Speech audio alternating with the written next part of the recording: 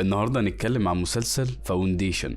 المسلسل أحداثه بتتمحور حوالين إمبراطورية مجرية ومؤامرات سياسية واستنساخ للحكام لحد نهاية العالم.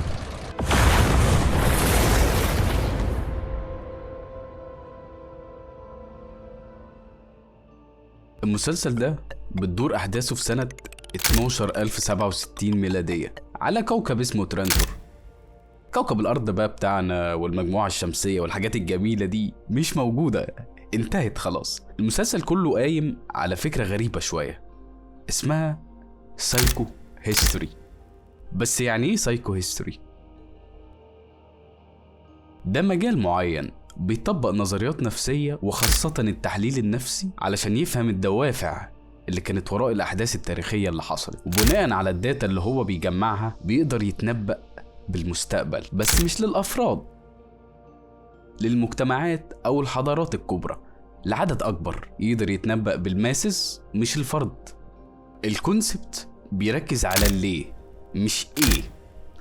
هو الموضوع غريب شوية أنا عارف، بس هفهمك. هنقول مثلا إن في حدث تاريخي كبير حصل في سنة معينة، فالكونسبت بيقول إنك بدل ما تقول إيه اللي حصل، أنت بتسأل ليه حصل ده. فأي حد بيدرس السايكو هيستوري ده بيقارن اللي حصل باللي بيحصل دلوقتي، وبيشوف لو في تطابق في الأحداث بحيث إن هو يقدر يتكهن باللي ممكن يحصل. Speak. You hold us responsible. How could I not? My science can predict societal actions, trends, not individual ones. But I'm not surprised it happened. Why is that?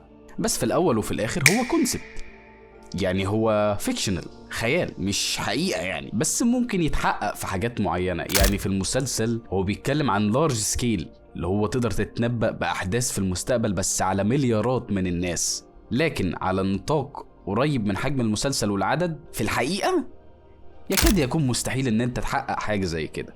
فالنظرية دي اللي عملها واحد اسمه هاري سيلدون، واللي أكد له النظرية دي التلميذة بتاعته اسمها جال بورنيك. دي جاية من كوكب اسمه سيناكس، مكان متدين شوية، مكان المعرفة فيه يعتبر جريمة بالنسبة لهم. فهي بتسافر لترانتور اللي هي عاصمة الإمبراطورية عشان تبقى تلميذ عند سيلدون وتأكد له التوقعات بتاعته. فهاري عمال يحذر الإمبراطورية إن في حاجة هتحصل، إن إحنا لازم نغير، لازم نعمل فاونديشن، لازم نعمل خطة. وهنا تودينا للإمبراطور ذات نفسه. مين اللي حاكم الإمبراطورية دي؟ طبعا انت اللي هيجي في دماغك ان هو شخص واحد اكيد، لكن الموضوع مختلف تماما. انت مفكر ان لو في إمبراطورية المفروض اللي بيحكمها واحد، صح؟ ده البديهي. بس لا، اللي بيحكموها 3. غريبة فشخ صح؟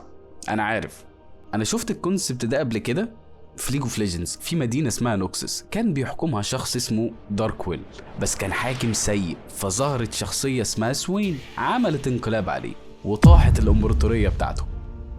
بس بدل ما يحكمها وينفرد بيها لوحده، فأسس مجلس معين اسمه تريفاريكس. هو استبدل الحكم الفردي 3، بس كل واحد منهم ليه دور معين. بس ايه الاختلاف ما بين القصة اللي احنا لسه حكيناها اللي هي ملاش اي 30 لازمة بالمسلسل ذات نفسه؟ ترانتور بيحكمها 3، داي، داسك، دون. ال3 نفس الشخص وال3 بيخدموا نفس السبب. واو واو واو واو واو, واو. رحت مني انت. يعني ايه نفس الشخص؟ هفهمك. كده مفيش حرق فما تقلقش. كان في شخص اسمه كليون، ده كان ابن امبراطور ترانتور، وبعد ما مسك الحكم وبقى ملك قرر يضمن ان الامبراطورية تفضل ماشية بنفس العقل وبنفس القرارات. فعمل برنامج اسمه جينيتك داينستي بيستنسخ نفس الدي ان ايه بتاعه طول الوقت. ففي اي لحظة بيكون في 3 نسخ عايشين، داي ودون وداسك. دون ده أصغر واحد فيهم، بيتربى وبيتعلم عشان يبقى الحاكم. دي هو النسخة اللي بتحكم فعليا، وداسك هي دي النسخة العجوزة. لما دي يكبر يبقى داسك، ودون يكبر يبقى دي، ولما داسك يكبر بيموت. هي مش فقاقة هي يعني. ولما بيموت بيجيبوا دون جديد مكانه من نفس الاستنساخ، وهكذا. الإمبراطورية حاكمها دايما كليون، بس 3 بأعمار مختلفة. The decision is mine to make! None of it brings about our ruin! Psychohistory predicted it! Psychohistory! We are empire! History bends to us! نرجع لنظرية هاري سيلدن اللي هو مازال متمسك بيها، اللي هي بتقول ان الامبراطورية بتاعتهم هتقع، فبدل ما الامبراطورية تسمع رأيه او وجهة نظره او لو هو عنده حاجة مفيدة يقولها اصلا، لا هم طلبوا يحاكموه وفعلا جابوه عشان يتحاكم. يا ريته مثلا عشان عمل جريمة ولا حاجة، لا هو اتحاكم عشان وجهة نظر. اصل برضه تخيلها معايا، تخيل كده ان انت عايش في اكبر قوة في التاريخ، واحد يطلع يقولك كل ده يقع قريب يا صاحبي، انت كل اللي انت بتعمله ده غلط. ده مش رأي بالنسبة لهم، ده تهديد وجودي، لان الامبراطور لو اعترف ان في انهيار يبقى هو بنفسه بيعترف ان هو ضعيف، والمحكمة مش محكمة عدل، شورلي اكيد مش محكمة عدل، وياريت هدفها ان هو يعرف ان هو صح ولا غلط، لا خالص، ده كان هدف المحكمة ان هم يثبتوا للناس ان الامبراطورية ما زالت قوية. وبس اظن ده كفايه عشان ما احرقش عليك المسلسل، عشان لو حبيت تتفرج عليه، بس هو كونسبت حلو جدا، مسلسل حلو فشخ. وبس لا تنسى السبسكرايب واللايك